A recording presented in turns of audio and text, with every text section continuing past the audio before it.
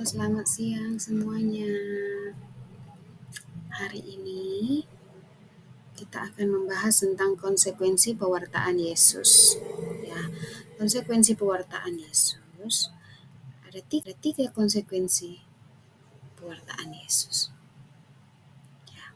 Sebelum itu, apa yang kalian tahu tentang Yesus? Ya, konsekuensi pewartaan Yesus ada tiga. Tadi saya katakan. Yang pertama adalah sengsara dan wafat Yesus, kebangkitan Yesus, dan Yesus naik surga. Nah, ketiga hal ini akan kita bahas dalam video kali ini. Ya, ketiga hal ini akan kita bahas dalam video kali ini. Oke, yang pertama kita akan bahas tentang sengsara dan wafat Yesus. Ya, dalam mewartakan kabar sukacita kerajaan Allah, ya, Yesus berhadapan dengan resiko dan konsekuensi.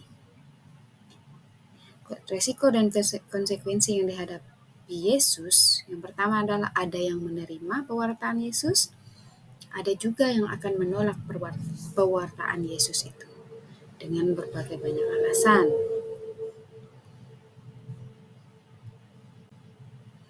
Bagi yang menolak pewartaan Yesus, mereka menganggap bahwa kehadiran Yesus itu dianggap sebagai ancaman.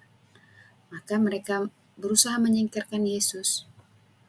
Usaha-usaha yang mereka lakukan untuk menyingkirkan Yesus itulah akhirnya terjadilah peristiwa sengsara dan wafat Yesus. Ya. Tadi saya katakan ada dua kelompok. Yang pertama adalah orang yang menerima pewartaan Yesus. Yang kedua adalah orang yang menolak pewartaan Yesus. Yang pertama adalah orang yang menerima pewartaan Yesus. Siapa saja yang menerima pewartaan Yesus? Ya, yaitu yang pertama adalah orang yang miskin. Ya, orang yang miskin dan sederhana. Kenapa mereka menerima pewartaan Yesus? Karena mereka inilah yang merasakan secara langsung pewartaan Yesus, baik melalui kata-kata maupun melalui mujizat-mujizat Yesus. Yang kedua adalah orang pendosa yang mau bertobat. Kenapa mereka mau menerima pewartaan Yesus? Karena Yesus berkenan datang dan bergaul dengan mereka. Dan mereka ini adalah orang-orang yang menerima perhatian dari Yesus. Yang ketiga, orang-orang sakit yang disembuhkan Yesus. Kenapa mereka menerima pewartaan Yesus? Karena orang-orang inilah yang secara langsung merasakan kebahagiaan dan kegembiraan atas pewartaan Yesus. Terlebih lewat mujizat-mujizat penyembuhan Yesus. Yang keempat yaitu kaum wanita dan anak-anak. Mereka menerima Yesus yang berkenan hadir, peduli, dan meninggikan derajat mereka, kaum wanita dan anak-anak. Lalu kelompok yang kedua yaitu orang-orang yang menolak Yesus. Siapa saja orang-orang yang menolak Yesus? Di sini dikatakan para imam dan ahli Taurat. Kenapa mereka menolak pewartaan Yesus? Karena bagi mereka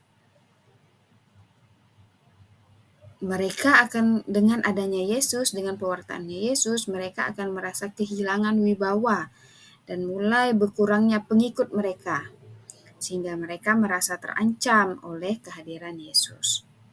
Yang kedua, orang-orang Farisi. Kenapa mereka menolak kehadiran Yesus? Karena kehadiran Yesus dianggap akan merusak tatanan hidup sosial dan kemasyarakatan yang mereka bangun, yang sudah mapan mereka bangun. Yang ketiga, para penguasa. Karena Yesus sering mengancam mereka sehingga mereka merasa kedudukan, kehormatan, kekuasaan mereka itu terancam dengan kehadiran Yesus. Kemudian yang keempat adalah orang-orang kaya dan orang-orang mapan. Karena kerajaan Allah yang diwartakan oleh Yesus menuntut keberanian untuk meninggalkan segala-galanya, termasuk meninggalkan harta benda, kekayaan, dan kemapanan hidup. Nah, bagi mereka, Yesus adalah ancaman, karena mereka masih terikat akan hal-hal dunia begitu. penderitaan Yesus, konsekuensi dan tugas perutusannya. Jadi Yesus mewartakan kerajaan Allah memiliki konsekuensi. Ya, memiliki konsekuensi. Apa konsekuensi? Nah, Yesus bertanggung jawab.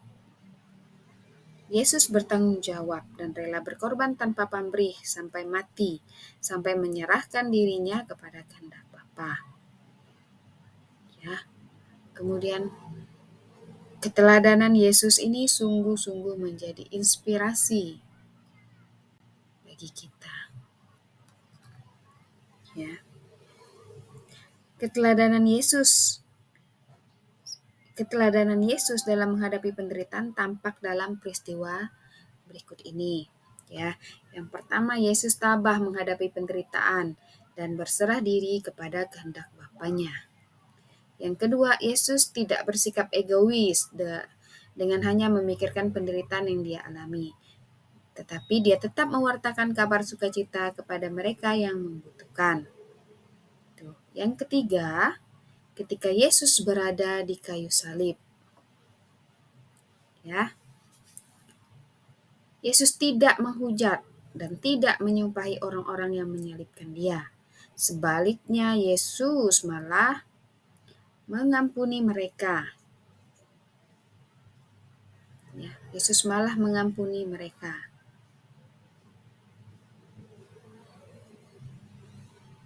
Dan Yesus mendoakan mereka. Itu keteladanan yang harus dimiliki, yang harus kita teladani dari Yesus. Oke, setelah mendengarkan penjelasan-penjelasan tadi, kita melihat hal apa yang harus kita pelajari dari Yesus.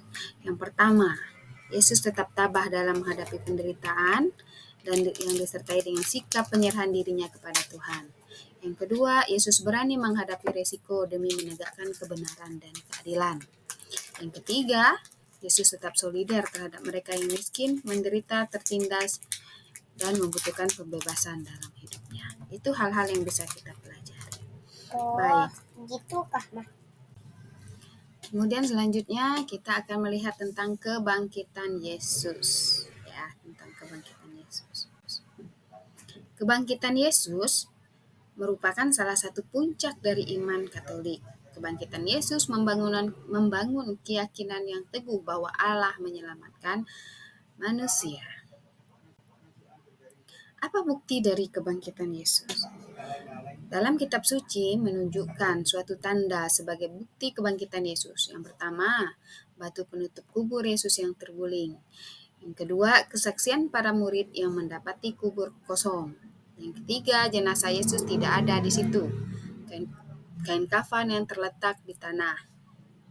Kemudian berita dari malaikat yang mengatakan Yesus sudah bangkit.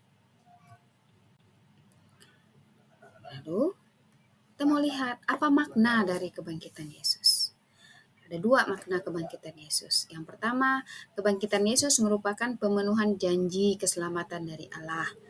Pembuktian bahwa Dia adalah Mesias penyelamat dunia. Yang kedua, kebangkitan Yesus adalah permulaan dari kehidupan baru, kelahiran baru sebagai anak-anak Allah yang dimaterai dengan darah Yesus. Kebangkitan jangan hanya dipahami dalam arti yang sempit, tetapi kita harus memahami kebangkitan dalam arti yang luas, yaitu kebangkitan kita dari kemalasan, kebangkitan kita dari kelesuan, kebangkitan kita dari keterpurukan atau situasi yang terpuruk. Kemudian yang ketiga adalah Yesus naik ke surga. Apa itu Yesus naik ke surga? Pada materi Yesus naik ke surga ini, itu peristiwa kenaikan Yesus ke surga menunjukkan kebenaran akan janjinya untuk menyediakan tempat bagi orang-orang yang percaya kepadanya. Kenaikan Yesus ke surga memberikan tugas bagi kita untuk terus memberitakan Injil ke seluruh dunia agar nama Yesus semakin dipuji dan karya pewartaannya berlangsung terus-menerus. Kenaikan Yesus ke surga merupakan peristiwa yang terjadi 40 hari setelah Yesus bangkit, yang disaksikan oleh para murid dan orang banyak.